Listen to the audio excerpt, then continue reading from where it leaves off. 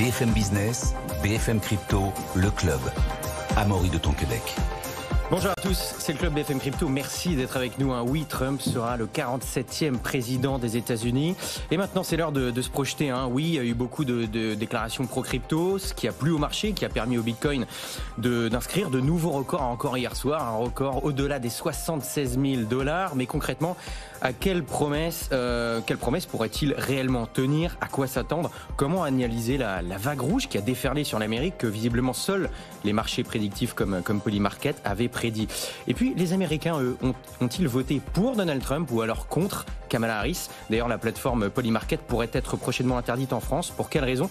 Et puis, pourquoi, dans les faits, ce serait très compliqué de le faire pour les régulateurs? Et puis, enfin, il y a ce trader français qui a remporté 49 millions de dollars suite à son pari sur Trump, mais il ne s'y est pas pris au hasard. Il aurait commandé des sondages de voisinage sur le sol américain.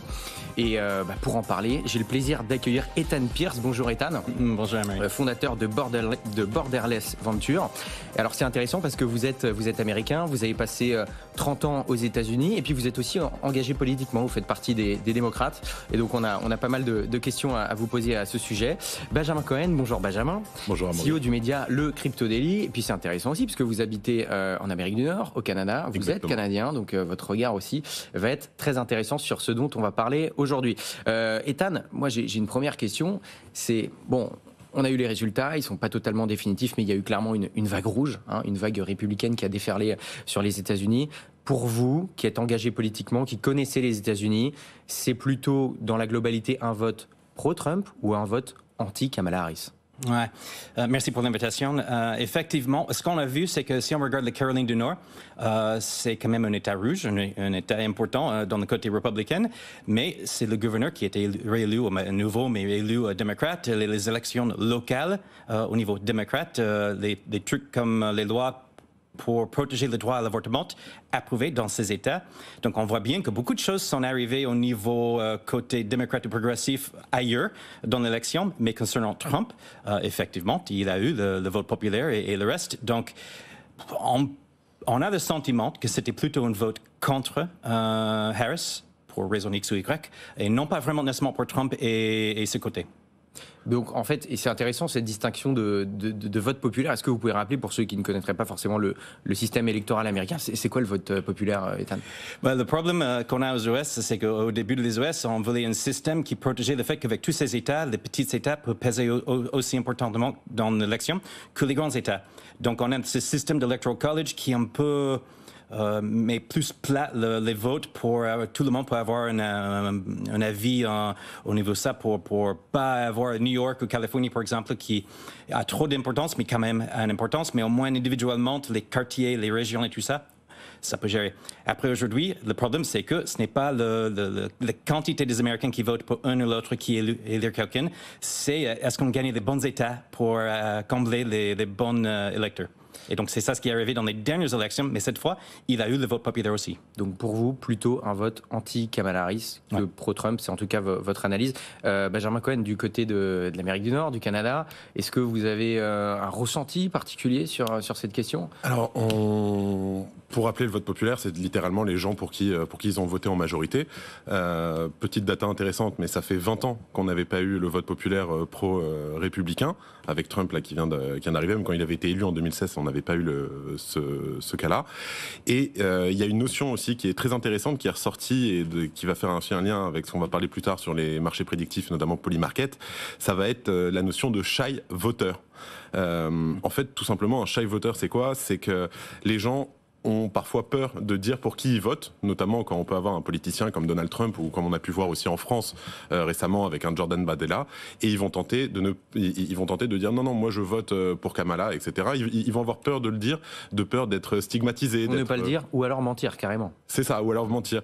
Et c'est ça qui est incroyable dans toute cette histoire-là, c'est qu'au final, les shy voters, en fait, ils ont rien dit, ou ils ont dit Kamala, et quand ils sont allés voter, ils n'ont pas respecté les sondages, et c'est d'ailleurs ce qui montre, c'est là qu'on voit l'écart, le trou béant qu'il y a pu y avoir dans les sondages, et qu'on voyait même le jour même de l'élection. Ils sont allés voter pour Trump. Bon, c'est assez incroyable et justement, on peut peut-être parler tout de suite du cas Polymarket finalement, parce que voilà, les instituts de sondage n'avaient avait prédit, en tout cas, pas forcément un vainqueur et une vaincue, etc., mais en tout cas avait prédit un score beaucoup plus serré que ce que ça ne l'est en réalité. Et puis finalement, c'est des sites comme Polymarket qui étaient les plus proches de la réalité. C'est assez incroyable de se dire ça aujourd'hui avec le recul. Polymarket, il y a eu quand même 3,2 milliards de dollars qui ont été misés par les parieurs du monde entier sur l'élection présidentielle américaine, avec des résultats, je le disais, finalement très proches de la réalité. Et d'ailleurs, Ethan, c'est intéressant, c'est que les Américains ne peuvent pas voter sur Polymarket officiellement. Exact. Et je pense que ça, c'est un point important dans la discussion de si ça serait interdit en France aussi, c'est le fait qu'un Américain ne pouvait pas voter, ne pouvait pas parier sur la plateforme. Donc, ça veut dire qu'en dehors des gens qui ont peut-être on fait parce que c'est une VPN, c'est une wallet, on peut faire ce qu'on veut, techniquement, c'était pas les Américains qui votaient sur la plateforme. Et les sondages, historiquement, c'est les gens qui appellent pour avoir votre avis et tout ça. Moi, je ne réponds plus aux appels inconnus. Donc, les sondages, à mon avis, à l'ancienne, n'étaient pas vraiment bien construits au niveau de qui ils ont parlé avec pour parler quoi que ce soit. Au niveau de ça, je pense que Polymarket était beaucoup plus démocratisé. Les gens pouvaient dire ce qu'ils pensaient vraiment. Et effectivement, ce que Benjamin a dit et ce qu'il va évoquer peut-être plus, la façon que le monsieur qui a parié en France, qui a gagné beaucoup, la façon qu'il a fait ses recherches, c'était malin. Et bien justement, et d'ailleurs le site Polymarket pourrait être prochainement interdit en France.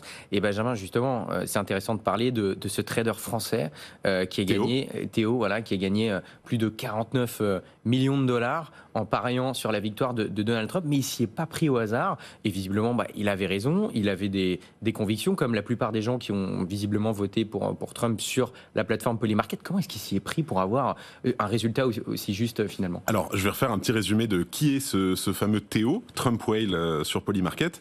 De ce qu'on sait, il a fait plusieurs échanges avec le Wall Street Journal. Depuis début octobre, déjà, ils ont fait des zooms, etc.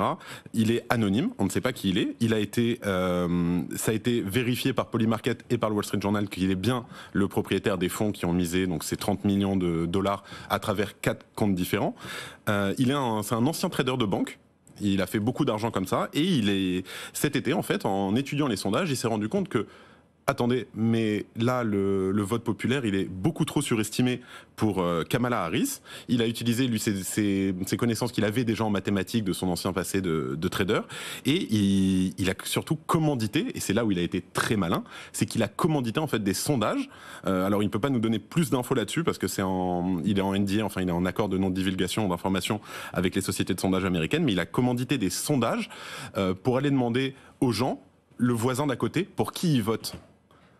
Et alors finalement, ces sondages-là, ils auraient été plus précis parce que peut-être que c'était des sondages anonymes. Parce que les gens, au final, d'après son explication à lui et d'après le Wall Street Journal, les gens, au final, auraient été beaucoup plus enclins à dire non, ils votent Trump parce que eux votent Trump, mais ils voulaient pas le dire honnêtement.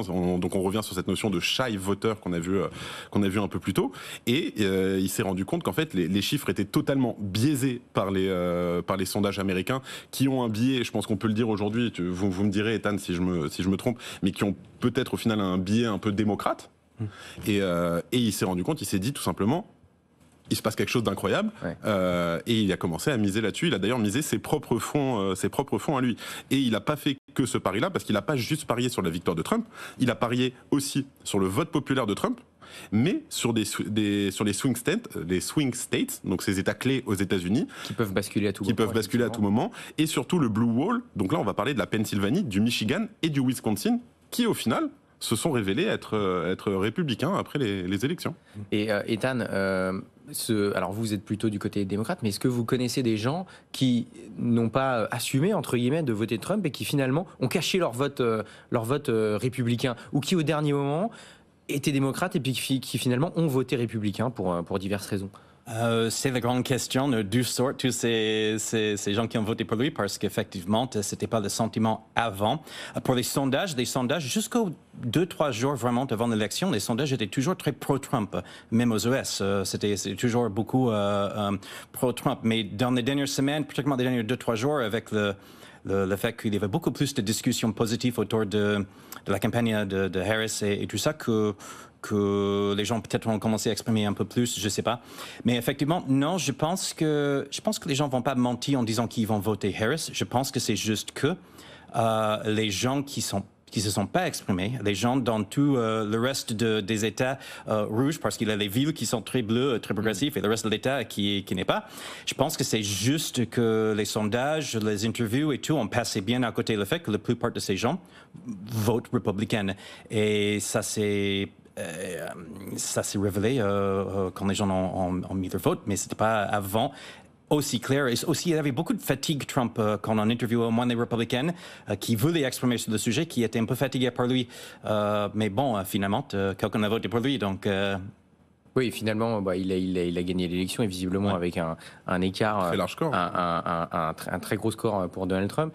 Et c'est intéressant, Benjamin, par exemple, il y a Raphaël Bloch qui était à distance depuis New York avec nous dans cette émission hier, qui nous expliquait que il rencontrait des entrepreneurs new-yorkais dans la crypto qui, à la base, eux, étaient démocrates et puis un peu excédés par l'administration Biden, en tout cas, qui les empêchait, je cite, de développer leur business. Ils ont finalement voté républicain et donc ça a basculé. Vous entendez beaucoup de cas comme ça ? Énormément. Pour rappel, la SEC sur le mandat de Biden, c'est à peu près 500 millions de dollars de frais d'avocats engagés par les entreprises qui ont été poursuivies par la SEC. Déjà, ça, il faut remettre, avec notamment Gary Gensler à sa tête. On a vu énormément aussi de lobby pro-crypto apparaître sur les dernières élections. On parle d'à peu près 200 millions de dollars de dons qui ont été donnés par les entreprises crypto, avec en tête des Coinbase, etc., qui ont donné plusieurs millions de dollars. Et on se rappelle aussi tous de Donald Trump cet été qui, à Nashville, lors de la Bitcoin conférence, a fait quelque chose que personne, je pense, n'aurait pu imaginer venant d'un potentiel président des États-Unis, maintenant qui va être d'ailleurs, qui est le prochain président des États-Unis. C'est qu'il a fait un discours totalement pro-Bitcoin en disant un peu tous les bullet points qui feraient plaisir à toute cette communauté crypto.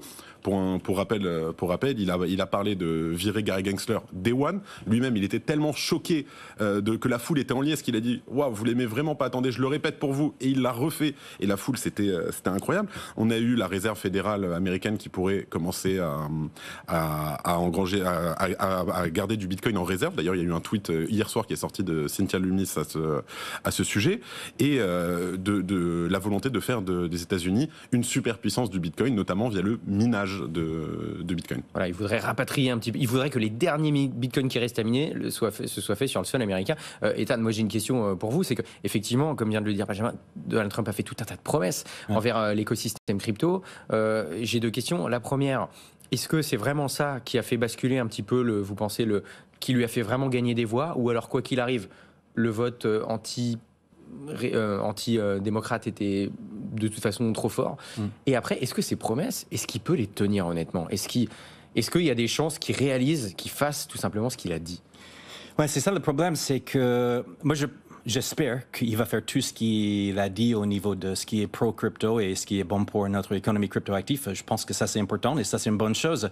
Peut-être il va le faire, j'espère que Gensler sera dégagé pour avoir peut-être Pierce ou un de ces autres qui sont beaucoup plus pro-crypto. Qui pourrait le remplacer ? Il y a deux, je ne me rappelle pas le nom de l'autre, mais il y a mais toujours... Si vous ne voulez pas maintenant, c'est pas grave, mais si vous avez des profils en particulier. Mais Hester Pierce, elle est déjà dans le SEC au niveau employé et elle peut être facilement le directeur et elle est beaucoup plus pro-crypto. Donc ça sera super, génial. J'espère que ça arrive. Après... pour la deuxième question et en contexte de tout ça, et effectivement, je suis plutôt côté démocrate. Je suis indépendant, mais politiquement, on reste un peu de ce côté-là. Si on prend juste un exemple, pendant le dernier mandat de Trump, il a parlé chaque 2-3 semaines de dire que en 2-3 semaines, je vais sortir la législation que je vais proposer pour le système de santé aux US. Il a dit ça pendant 4 ans. Chaque 2-3 semaines, il dit qu'en 2-3 semaines, je vais le sortir. Il n'a jamais fait pendant 4 ans. Il y a beaucoup de choses comme ça au niveau législatif qu'il n'a jamais en fait ou expliqué ou dit ou autre chose. Il a raison, ça c'est un discours beaucoup plus long à discuter et tout ça, mais le problème pour moi c'est que il a une histoire à dire ce que les gens veulent entendre pour qu'ils s'alignent avec lui. Ah mais ça, évidemment qu'il y avait des déclarations qui étaient électoralistes, ça, voilà. Il y en a toujours, à chaque élection. Il y en a toujours, mais la question c'est, est-ce que vous pensez qu'il y a des chances qu'il fasse ce qu'il a dit du côté crypto, des promesses Web3, Benjamin ? Moi, je me dis, et je le pense comme ça, que même s'il fait ne serait-ce que 10% de ce qu'il a promis, c'est déjà dingue. Est-ce qu'il y a quelques années, Ethan, on aurait pu imaginer un président élu des États-Unis faire des déclarations dans ce style-là sur Bitcoin? Je pense que Gensler et ses jours sont limités là. Gary Gensler, ça vous y croyez? Lui, c'est vous y croyez? Lui, c'est bon. Ça c'est day one. Après, c'est qu'est-ce que la personne derrière, ça sera déjà quelqu'un positif pour le crypto et deuxième, quelqu'un compétent. Parce que si on regarde la dernière administration aussi, effectivement, mes politiques sont d'un côté ou de l'autre, mais il y avait quand même les gens mis dans l'administration qui n'étaient pas nécessairement expérimentés dans les choses qu'ils ont devaient gérer. Est-ce qu'on va avoir quelqu'un à la SEC et ailleurs qui seront vraiment compétents pour gérer ces administrations? J'espère qu'ils seront hyper compétent et pro-crypto. Après, si on est dans le crypto et on comprend bien comment le Bitcoin et d'autres choses fonctionnent, imaginez qu'on va prendre tout le Bitcoin pour essayer de payer la dette américaine et tout ça, et on comprend bien que peut-être il ne comprend pas trop exactement de quoi il parle quand il parle de ces sujets. Mais s'il fait juste un peu de ça, ça sera génial pour au moins l'économie crypto. Et sans oublier... Allez-y, Benjamin. Et sans oublier aussi que Trump aujourd'hui est très bien conseillé. Il y a notamment deux conseillers très très proches de lui que sont Vivek Ramaswamy, allez, on peut dire Elon Musk, mais aussi le vice-président J.D. Vance, qui sont historiquement connus comme étant pro-crypto, notamment Vivek Ramaswamy qui est très très représenté et très connu dans la sphère crypto. Et surtout, on a pu le voir notamment, je pense au site internet Stand with Crypto, qui a quasiment 260 personnes dans la House of Representatives, l'équivalent de l'Assemblée américaine, qui sont pro-crypto. Et pareil pour le Sénat, on a 17 sénateurs qui ont fait des déclarations pro-crypto. Là, aujourd'hui, on est dans un momentum où le président, le Parlement et donc la SEC pourraient être pro-crypto. Clairement, c'est un moment historique. Il n'y a jamais eu autant de politique dans une élection présidentielle à l'échelle mondiale qui a été autant teintée crypto Web3. Ethan, c'est intéressant. Moi, j'ai une question pour vous. C'est honnêtement, est-ce que Elon Musk pourrait avoir un rôle politique sérieux aux États-Unis? Bon. Pour moi, il y a deux coprésidents. Il y a Elon Musk et Peter Thiel qui sont bien derrière cette administration. Les derniers 4 ans, on va... Même s'il n'est pas officiellement ministre, pour non, il ils aura ne seront pas ministres. Ils vont avoir, au niveau conseiller, ils vont peser beaucoup, à mon avis. Musk, déjà, avec Trump, c'est clair qu'il était attablé avec lui pendant toute la soirée de l'élection et tout ça. Je pense que ça, c'est une chose importante. Et Peter Thiel qui est un énorme investisseur aux US derrière beaucoup de grosses sociétés, PayPal avec Musk et d'autres. C'était la personne derrière Vance, le vice-président élect. Donc, je pense qu'il y a beaucoup d'influences qui seront faites là. Effectivement, la raison qu'ils sont là, c'est qu'il veut déréglementiser. Peut-être que j'ai créé ça. Déréglementer, entre guillemets. Voilà. Je sais même pas si des mots de temps en temps. Voilà. Déjà, l'électricité. Et tout ce qui est l'intelligence artificielle. Donc, ça veut dire que d'avoir un prix d'électricité beaucoup plus bas, ça va aider le mining ou d'autres choses comme ça aussi. Génial. Et d'avoir moins de contraintes réglementaires sur tout ce qui est l'intelligence artificielle, ça va aider beaucoup le portefeuille des startups chez Thiel, chez Andreessen Horowitz, chez tous ces gros VC. Donc, il veut à tout prix avoir ça. Donc, à mon avis, ces deux-là sont bien derrière et bien dans l'oreille de lui pendant les 4 ans. Clairement très très pro-business. Benjamin, rapidement, on a quand même beaucoup parlé de la plateforme qu'a lancée Donald Trump à 3 semaines de l'élection présidentielle, ce qui est historique. Hein. Pareil, jamais un candidat à une élection présidentielle américaine avait lancé un business comme ça d'une telle ampleur. Mais est-ce que c'est pas un petit peu un flop? Est-ce que ça marche, la plateforme qu'il a lancée? Alors déjà, ce n'est pas sa plateforme. Ça a été d'ailleurs bien expliqué sur le site internet. Il fallait le voir, mais c'est pas sa plateforme. Il n'a pas de part directe dans la société. C'est juste qu'il, lui et sa famille ont donné leur tête. Quand je dis sa plateforme, ils en ont clairement fait la promotion. Oui, c'est ça, ils en ont clairement fait la promotion. Spoiler, c'est un échec total, c'est un flop. On a d'ailleurs vu à la suite des élections juste $1 500 seulement rentrer dans l'ICO, donc c'est-à-dire dans la proposition d'offre pour que les gens achètent le token directement. Il y a eu à peine $1 500 de rentrée, c'est-à-dire personne n'y croit. Ouais. Est-ce que ça va marcher? C'est toujours la même chose. C'est pas en fonction de l'argent qui est influé dans un token que le projet est bien ou pas bien. Il faut pas le voir comme ça. Mais on est dans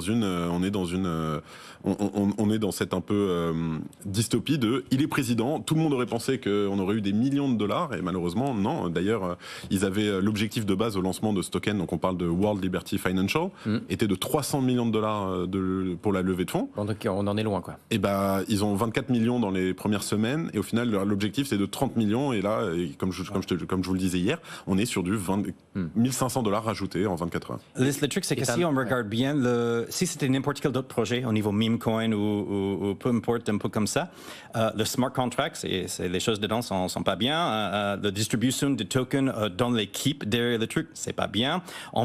Si on regarde ce projet sans mettre Trump et compagnie dedans, c'est quelque chose qui donne des doutes au niveau d'un rug ou d'un échec potentiel derrière.